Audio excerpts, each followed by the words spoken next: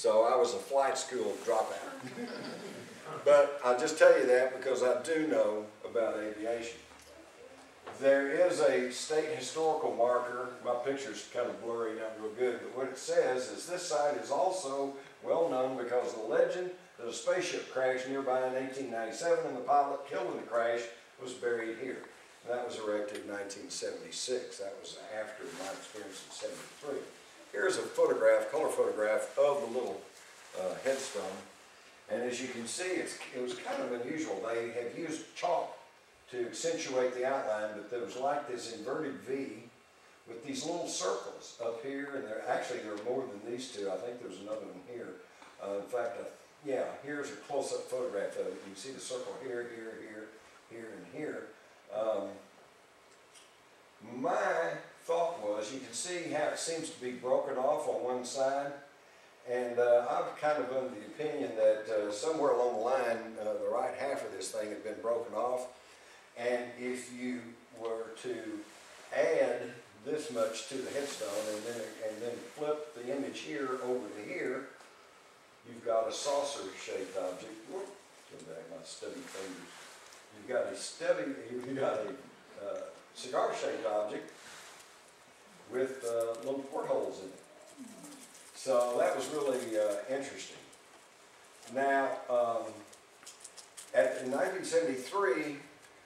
Bill Case had a metal detector, and he ran it over the little grave site, and we found readings for metal in that grave in 3 different places, one up near where the headstone was, and then 2 fairly close together towards the middle of the grave. And the grave, by the way, was not much longer than about that. It was a very short grave, almost a child or a midget or a very short little guy.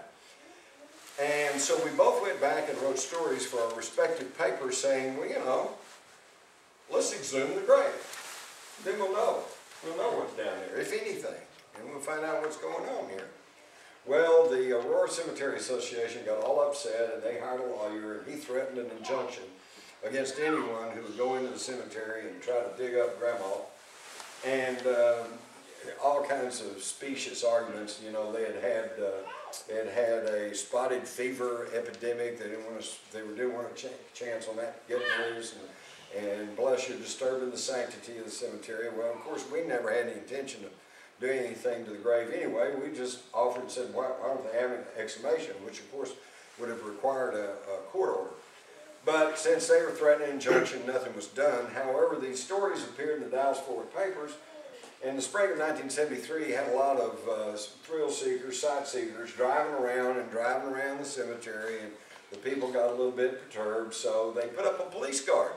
And during the day, the town marshal, Pig Idell, would guard the cemetery, and then at night they had the Wise County Deputy Sheriff that would come up and set up on the cemetery all through the night. And that went on for about 2 weeks. And then as the excitement died down, everybody forgot about it, and the sightseers quit coming, they pulled the police guard. The very day they pulled the police guard, the little headstone went missing and has not been seen since. Any of you young people want to go on an expedition, I understand that one of the rumors is that the Cemetery Association, upset because of all the publicity, took the little headstone, went down, there's a creek bed way down the hill to the east of the cemetery, and they just threw it down in that creek bed. So any of you want to go down there and wander around and see if you can find it, that'd be great. Last summer I thought about doing that, but I went down there and got caught up in all the catbriar and the mesquite and the cactus and the fire ants, and I said, I think I'll leave this to somebody else. So that was the end of the tombstone. I'll give you one other little added thing here. A couple of months after all of this, Bill Case called me up and he said, meet me at the Aurora Cemetery. So I did. He got his metal detector out, went over to where the little grave site was, ran the metal detector over it, and no readings. There was no metal in that grave. And yet the grave obviously had not been disinterred. So I said, well, what's going on here? He said, come here and look. So we got on our hands and knees and got down there and looked, and up there where the headstone had been, and where we'd shown some metal, and towards the middle of the grave where we'd shown evidence of metal, there were little holes drilled in the ground. Somebody had come in there with some very sophisticated equipment, located the metal in the grave, used something like a core sampler to go in there in little grapples, and it extracted this metal out of the grave. And I said, Bill, who do you think did that? Do you think the UFO researchers did that? And he said, no, I don't think so, and I didn't either. I said, well, who do you think did that? And he said, I think the government did that. And I think he's telling the truth. And of course, when you find out that this all fits in, as Lance mentioned, the Great Airship Mystery of 1896-97. Starting in the fall of 1896, out in Sacramento, California, they started reporting seeing a huge silver cigar-shaped object flying in the air. Now this is 1896. This is 7 years before the Wright Brothers flew. And this to me is real interesting too, because once I began to research and wrote my book, Alien Agenda, which is now, I am told, the top-selling non-fiction book on UFOs in the world, because I've got about, it's been translated into about a dozen languages. I've even got a Bulgarian edition, a Turkish edition, is weird, you know, Korean. But the Great Airship Mystery of 1896-97 is very well documented.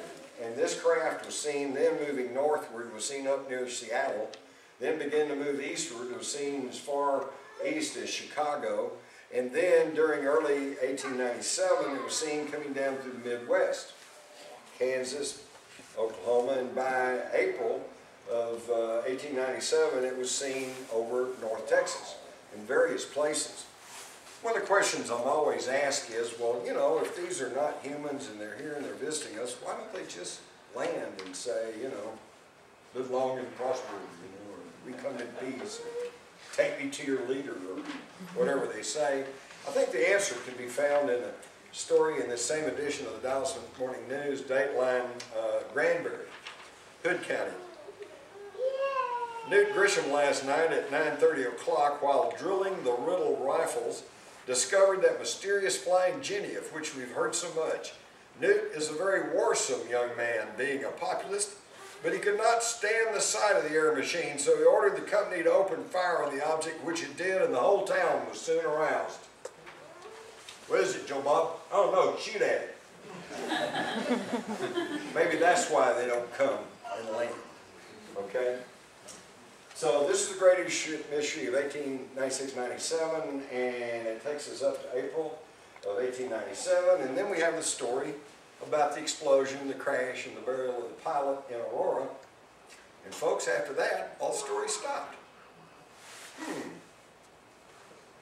More support that something was really going on. And always keep in mind, this was 6 years before the Wright Brothers ever flew. Having dealt with UFOs, I always, you know, everybody, well, first off, let's go back. Some of you older folks will remember back 50, 60, they told us there's no such thing. It's just hallucinations. It's some sort of mass psychosis. You know, even then as a young reporter, I thought, wow, an heretofore undiagnosed contagious mass psychosis. What a great story. But you never hear any stories about that because that's not what's happening. And today, you never hear anybody argue that there's nothing there, it's just hallucinations or mass psychosis. Why? Because with the advent of the camcorder, and now today, these little cell phones that all the kids have, but you know, you got to pick, they're up on the internet. There are thousands and thousands of photographs of UFOs. They're real, folks, and they're there. So now the question, this was the title of my book, now the question is not, are they real or are they here? The question is, what's their agenda? Who are they? What do they